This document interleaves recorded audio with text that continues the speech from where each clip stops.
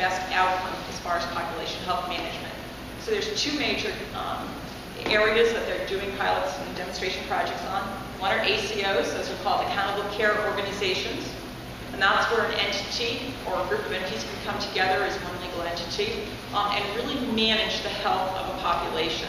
To say, okay, we think we can, historically, if it costs you $200 a month to manage the health care of a patient, can you do better?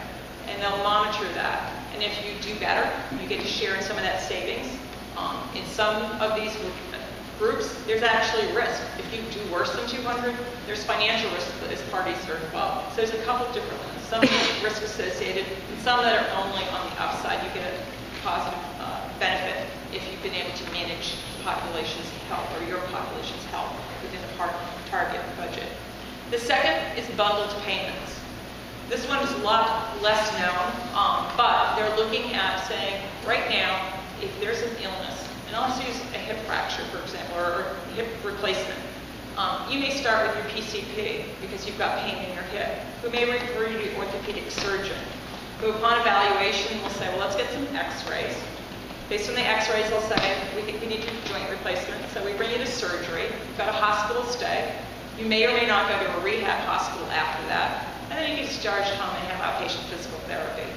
That's about 7 different providers. They all used to get a separate check, a separate payment. Under a bundled payment, there'd be one check.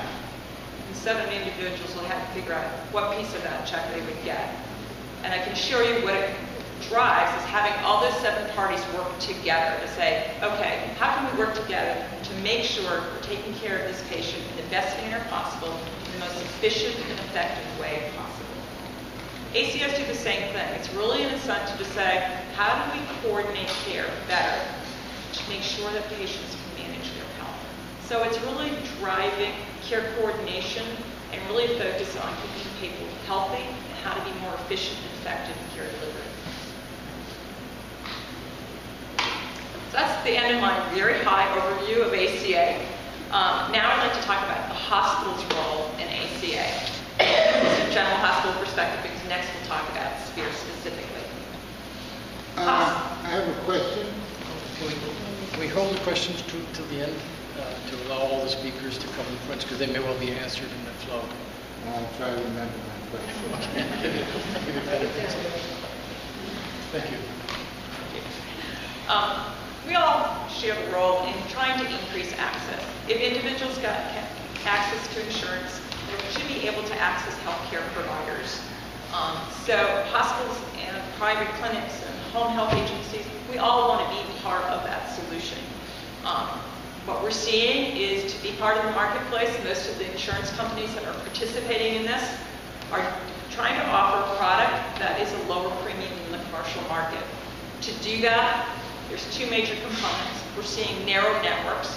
We see it in New Hampshire, and we see it in many other states where it's only a few providers or half the providers in the state. They're also going to be paying providers at a lower rate to be able to keep the premiums down. We all play a role in assisting our community in navigating the different coverage options.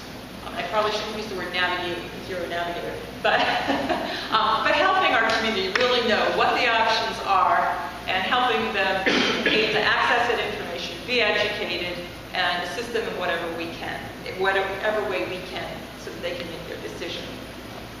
The third part